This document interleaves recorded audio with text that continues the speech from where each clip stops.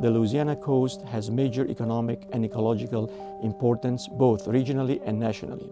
The Civil and Environmental Engineering Department at Louisiana State University plays a leading role in the efforts to study, plan, and design the natural and built infrastructure required to meet these needs. Our objective is to engineer and implement resilient built and natural infrastructure systems. Building, designing, and maintaining coastal infrastructure need accurate information. If your design water level and design wave height is inaccurate, then you may underestimate the wave forces on the structure and can cause a failure of a coastal bridge or a levee. The Coastal Engineering Group in the Department of Civil and Environmental Engineering has been doing both computer modeling and field measurements of storm surge and hurricane waves. One of the developments is the improvement in the wind prediction. We take the forecast from hurricane center and predict the hurricane structure of the wind on the ocean surface that can be used to drive the storm surge and wave model.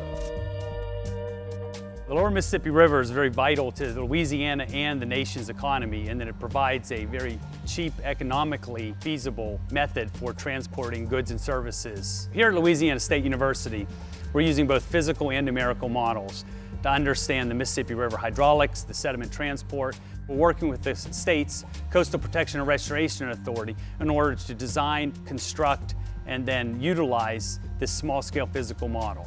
So the model covers about 150 miles of the river.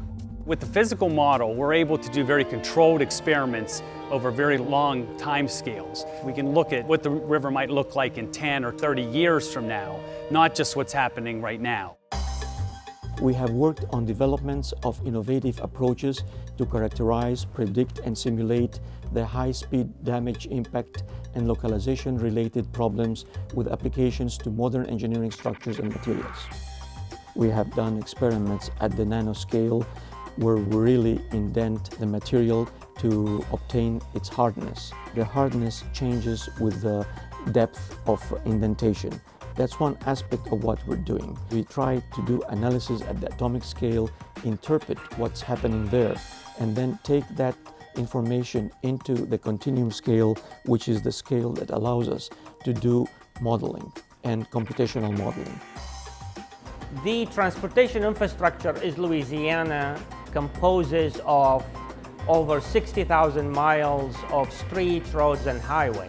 We look at materials, we look at technologies, we look at construction that utilizes sustainable concept. We were able to come up with a technology that will allow the use of waste tires in flexible pavement. Our findings were implemented in the specification of road and bridges of the Louisiana DOTD. Bridges are important components of the transportation infrastructure. The natural hazards, such as hurricanes, subject bridges to different extreme conditions. Hurricane Katrina caused a lot of failures of the low-lying coastal bridges. Let's review a series design flaws for the low-lying bridges. So my research is to provide a guideline for the highway department to improve the design. So we start the interaction between fluids and the structures and develop the mitigation countermeasures, such as cutting holes on the bridge deck and use materials such as smart materials to reduce the damage. Gulf Coast states like Louisiana and Texas are in the petrochemical industry, so these facilities have to exist in our coastal environment.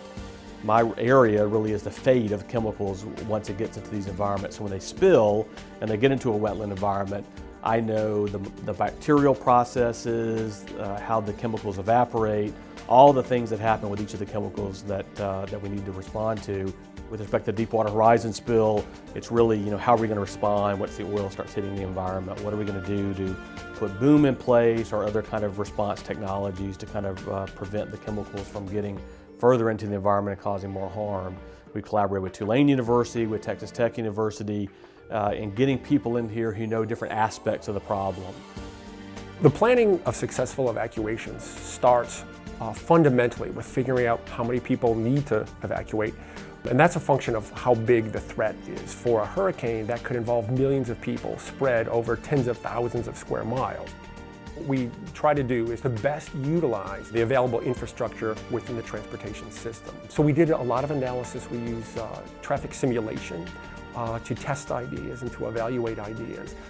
Part of our research here is to look at ways that we can better load people into the system, get them moving through the system, and getting them out of harm's way as quickly as possible. One of the ways we do that is called contraflow, where we turn around the flow on sections of roadway so that the inbound lanes can actually be used in the outbound direction. The infrastructure and environment in coastal areas within the U.S. and around the world are subject to severe stresses induced by the continued population growth and pressure caused by climate change and sea level rise. The Civil and Environmental Engineering Department has been continuously engaged in addressing a resilient and sustainable coastal infrastructure.